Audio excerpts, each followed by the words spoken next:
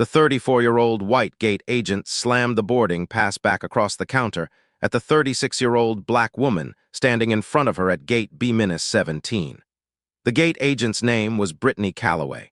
The black woman's name was Dr. Adriana Brooks. The boarding pass was a first-class ticket to London Heathrow on a flight scheduled to depart in 18 minutes. The price of the ticket was $8,463. Dr. Brooks was wearing a simple beige cashmere sweater, dark jeans, and worn brown leather boots. She had a small leather backpack on her shoulder. To anyone walking past her at the gate, she did not look like the kind of person who would be flying first class to London on a Tuesday afternoon. Brittany Calloway laughed loudly. "Ma'am, I am sorry. There has been some kind of mistake. This is a first-class ticket. The price tag on this seat is over $8,000. I am going to need you to step aside while I sort this out. I do not believe this ticket actually belongs to you." Dr. Adriana Brooks did not move from the counter. She did not raise her voice. She just looked at the young white gate agent with quiet, steady eyes. "Ma'am, the ticket was purchased 3 weeks ago in my name. The credit card it was purchased with is in my purse. My passport is in your hand. The booking confirmation email is on my phone. Please scan my boarding pass and let me board the plane." Brittany Calloway laughed again. The laugh was loud enough that 12 other passengers waiting at the gate turned their heads. "Ma'am, I am going to be very clear with you. I do not believe this ticket belongs to you. I am going to call my supervisor. In the meantime, please step aside and let the actual paying customers board the plane." Brittany Calloway pushed the boarding pass back across the counter for the third time. She picked up the small phone on her workstation. That was when the small black girl walked up to the counter. The girl was 8 years old. She was 3 feet 11 inches tall. She was wearing a pink puffer jacket, dark blue leggings, and small white sneakers. She was carrying a tiny pink backpack that was almost as big as her small back. She had been quietly sitting in the third row of seats at gate B-17 for the last 45 minutes. She had been watching everything. The girl walked up to the counter. She put both of her small hands on the edge of the counter. She had to stand on her tippy toes to even see the top. "Excuse me, ma'am. May I please ask you one quick question?" Brittany Calloway looked down at the small black girl in the pink puffer jacket. She rolled her eyes. "Sweetheart, the grown-ups are talking. Please go sit down with your mommy or daddy. This does not concern you." The small black girl did not go sit down. She just smiled gently. "Ma'am, with all due respect, could you please tell me what your last name is? I would just like to know your full name for my records." Brittany Calloway was so confused by the question that she answered automatically before she even thought about it. "Calloway. Why does that even matter to you, kid?" The small black girl nodded slowly. She pulled out her tiny pink backpack. She unzipped it. She pulled out a small black notebook. She wrote down Brittany Calloway, gate B-17, 2:47 p.m. in very neat 8-year-old handwriting. Then she looked back up at the white gate agent.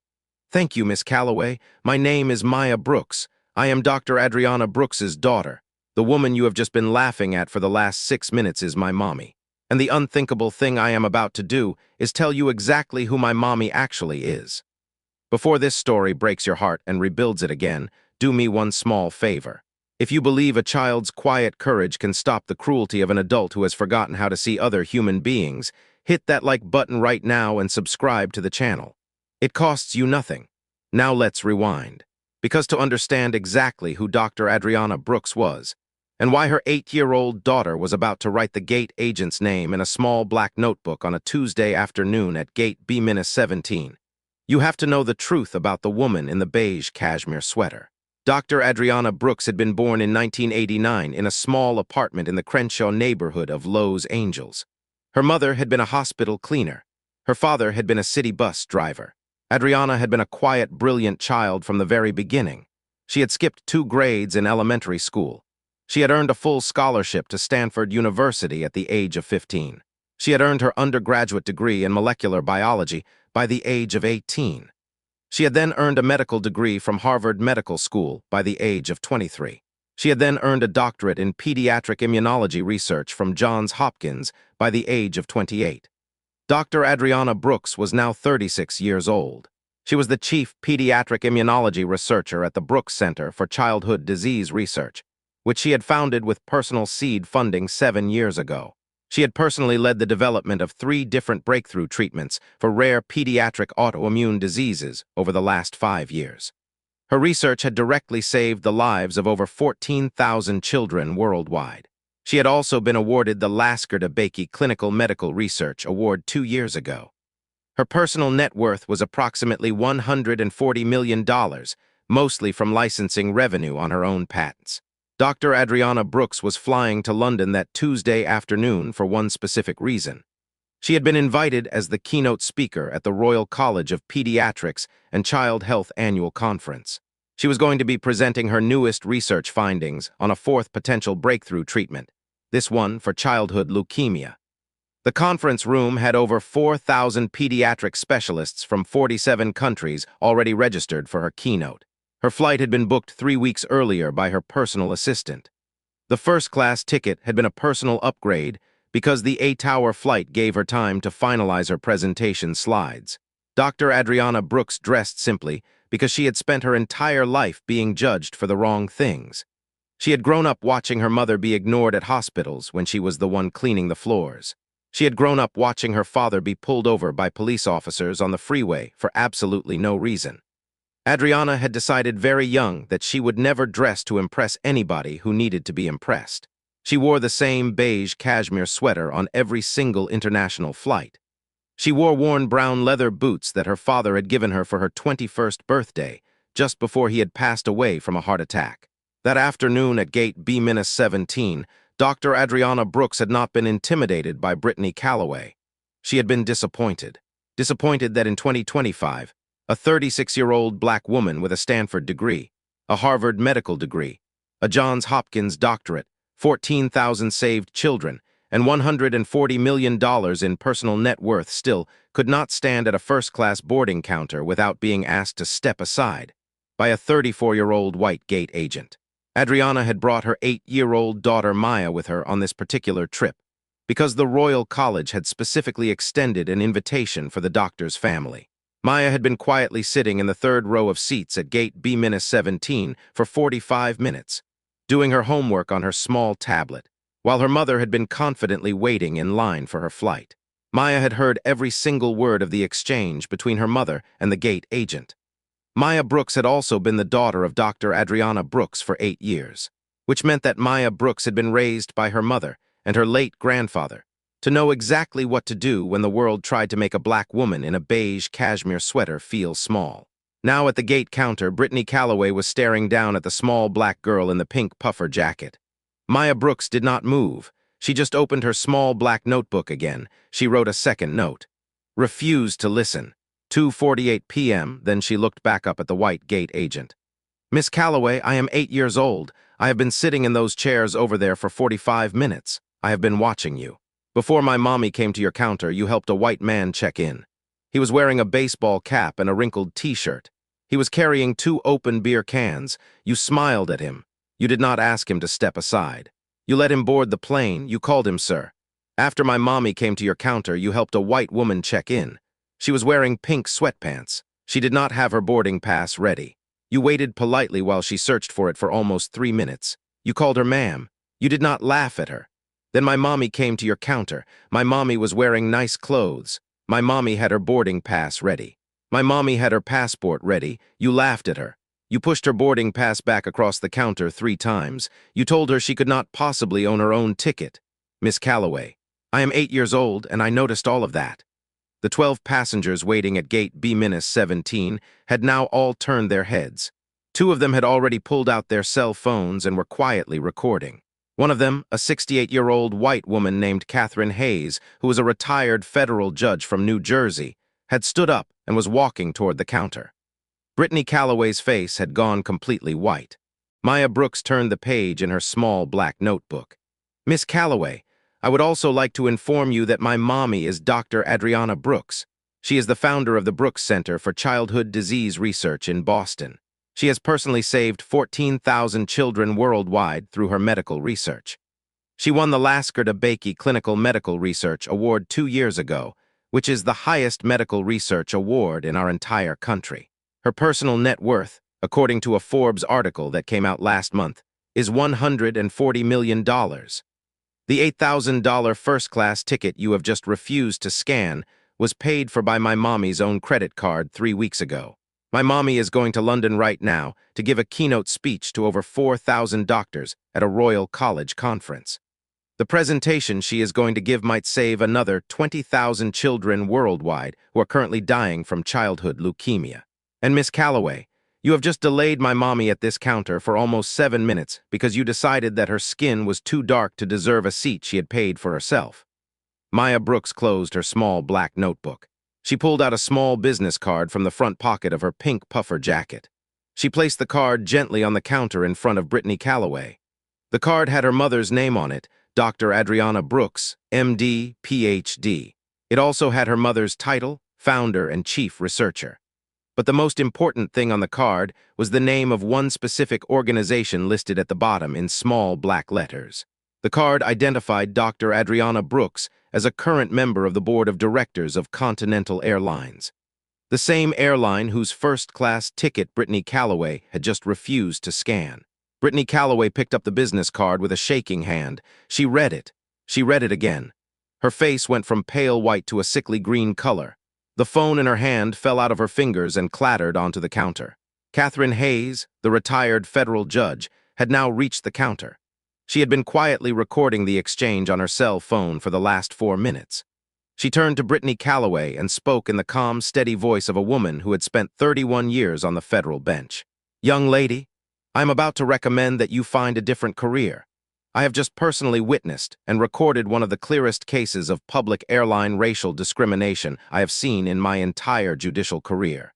I will be sending this footage to the Continental Airlines corporate office, the Federal Aviation Administration, and the Office of the United States Attorney for the Eastern District of New York. Please scan Dr. Brooks's boarding pass right now and let her board the airplane." Brittany Calloway scanned the boarding pass in complete silence. Her hands were shaking so badly she could barely operate the machine. Dr. Adriana Brooks took the slip without saying a single word. She picked up her passport from the counter. She bent down. She gave her 8-year-old daughter Maya a small kiss on the forehead. "Good job, baby. Now go grab your tablet. We have a flight to catch." Within 48 hours, the cell phone footage from 3 different passengers at gate B-17 had been picked up by every major news network in the country. The video of an 8-year-old black girl in a pink puffer jacket breaking down racial discrimination at an airport gate counter with surgical precision became one of the most-watched civil rights videos of the year. The footage had over 290 million views in its first 10 days online. Within 72 hours, Brittany Calloway had been formally terminated by Continental Airlines. The internal investigation of her 3-year career as a gate agent found that she had been the subject of 17 separate written complaints from black customers in the last 24 months. All 17 complaints had been quietly buried by her direct supervisor, a 48-year-old white airport operations manager named Daniel Pemberton. Daniel Pemberton was also formally terminated within 30 days. Both individuals were eventually charged with civil rights violations under federal law. Continental Airlines was placed under a comprehensive federal civil rights audit by the Department of Transportation. The audit reviewed every single passenger complaint against the airline involving racial discrimination over the last 7 years. 43 additional gate agents were identified as having patterns of racially biased behavior. All 43 were terminated within 90 days. The airline was required to pay a $68 million federal settlement, which was directed entirely toward funding new bias training programs across the entire commercial aviation industry. The training program was personally designed by Dr. Adriana Brooks, who had agreed to lead the design effort as a member of the Continental Airlines Board of Directors. The most beautiful part of this story, however, did not make the national news. 3 weeks after the incident, Dr. Adriana Brooks personally invited Catherine Hayes, the retired federal judge from New Jersey, to her annual gala for the Brooks Center for Childhood Disease Research. Catherine Hayes had stood up at her seat in the gate area to defend a black mother she had never met. Catherine Hayes had pulled out her cell phone and recorded racial discrimination in real time. Adriana Brooks had wanted Catherine Hayes to receive the inaugural Catherine Hayes Award for Civic Courage, established in her honor that year. The award came with a personal grant of $1 million, which Catherine Hayes had immediately donated to a small civil rights legal clinic in Newark, New Jersey. 6 months after the incident, 8-year-old Maya Brooks was invited to speak at the United States Department of Transportation's annual conference on civil rights in commercial aviation. She stood at the wooden podium in her pink puffer jacket. She was now 9 years old. Her small feet still did not reach the floor of the podium. She spoke for exactly 3 minutes. Ladies and gentlemen of the Department of Transportation, my name is Maya Brooks. 6 months ago, I was sitting in a chair at gate B-17 at Newark Liberty International Airport, doing my homework on my tablet, when I watched a white gate agent laugh at my mommy because my mommy's skin was darker than her own. My mommy did not yell. My mommy did not cry. My mommy did not even raise her voice. My mommy just stood at the counter quietly, because my mommy has been standing at counters quietly her whole life. Today, I am asking every single airline in this country to make sure that no black mommy ever has to stand at a counter quietly again. Because my mommy has saved 14,000 children, and the least we can do as a country is let her board her own airplane.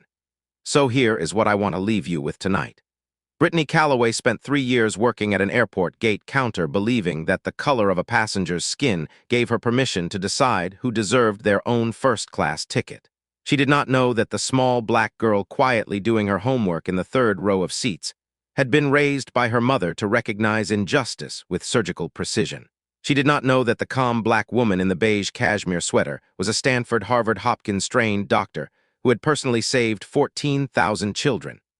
She did not know that the worn brown leather boots that her victim was wearing had been a final birthday gift from a father who had spent his whole life being pulled over for absolutely no reason.